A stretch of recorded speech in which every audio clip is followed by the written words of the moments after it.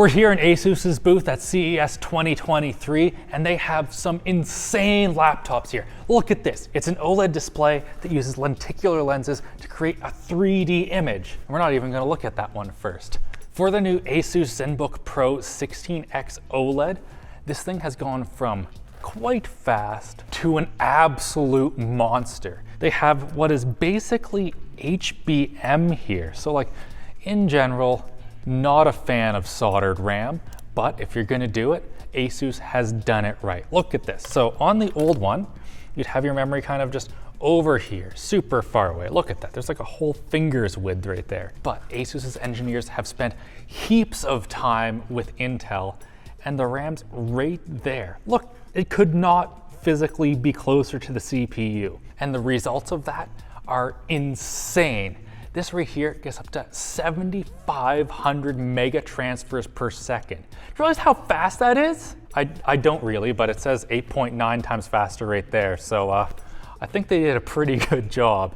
Additionally, they've gone from a 3060 right here up to an RTX 4080. How have they managed to do that? Apparently they were able to pull off that GPU upgrade because of how much space they were able to save with the CPU. That gives you more room for cooling, more room for, VRAM chips. Just overall, again, look at it. That's so smart. The design hasn't changed very much, but honestly, it hasn't really had to. OLED displays on all of their ZenBooks now, actually. And we get our little dial thing. This thing is so great in Lightroom. It just sort of works. Like you can be like, oh, the brightness, and it's brighter. And you can click in the middle. I don't actually know what that does. Video fast forward right now, apparently.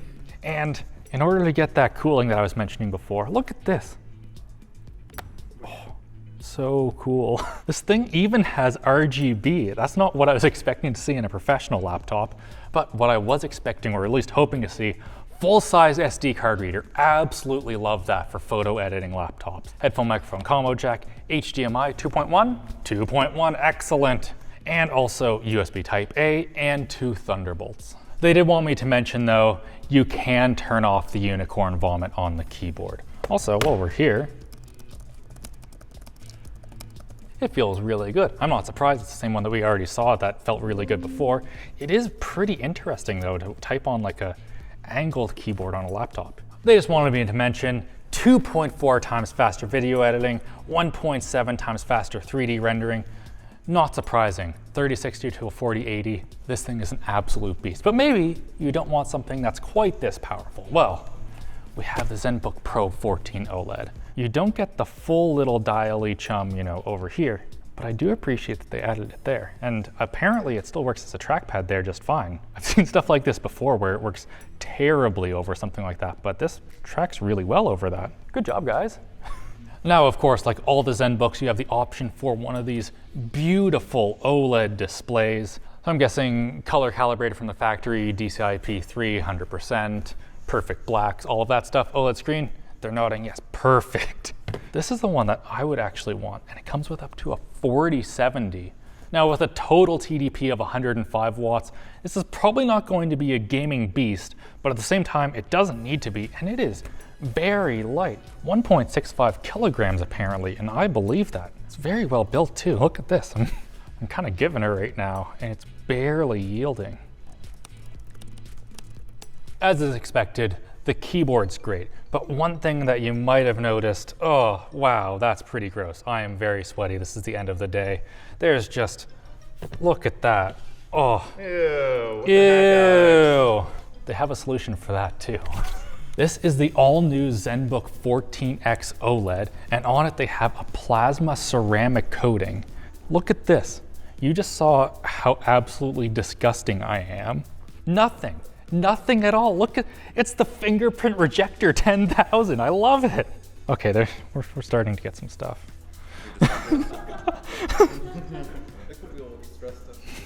As well as the fingerprint rejection abilities of this thing, it comes with a 70 watt-hour battery in something this large. Hot dang. Also, you get an RTX 3050 and up to an i9-13900H for the processor. So even though this is not going to be the most powerful laptop that we've looked at today, this is probably the one that I want to put in my backpack most of the time.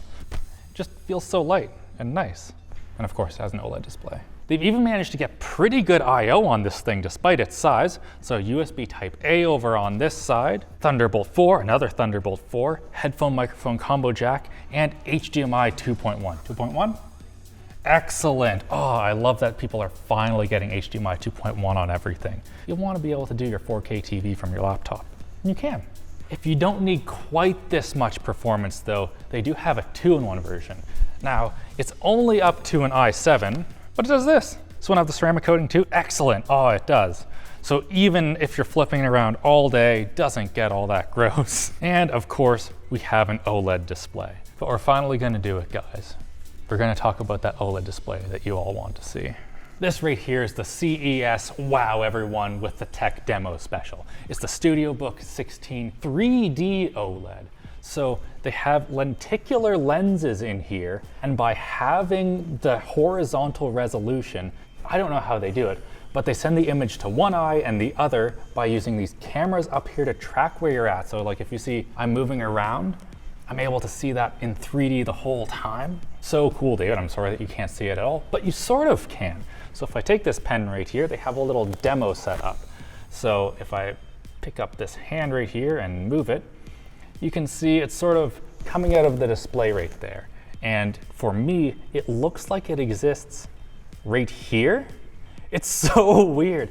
And especially like, this is glasses-free VR. Now, this isn't exclusive to Asus, but the OLED version is, and frankly, the OLED version's so much better. This is the sort of thing where it gets completely destroyed if you're using an LCD because it doesn't have the pixel response times that this OLED does.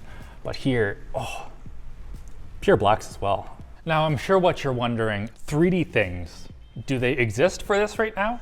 And it's actually not all that bad. So any 3D model, you can just yeet into the model viewer and boom, it's 3D, like this T-Rex is right now. Because of this, they have decided to aim it for the creators of things. So this is like the sort of demo that you have the CEO coming along, you're the engineer that's been working on the part for the last little while.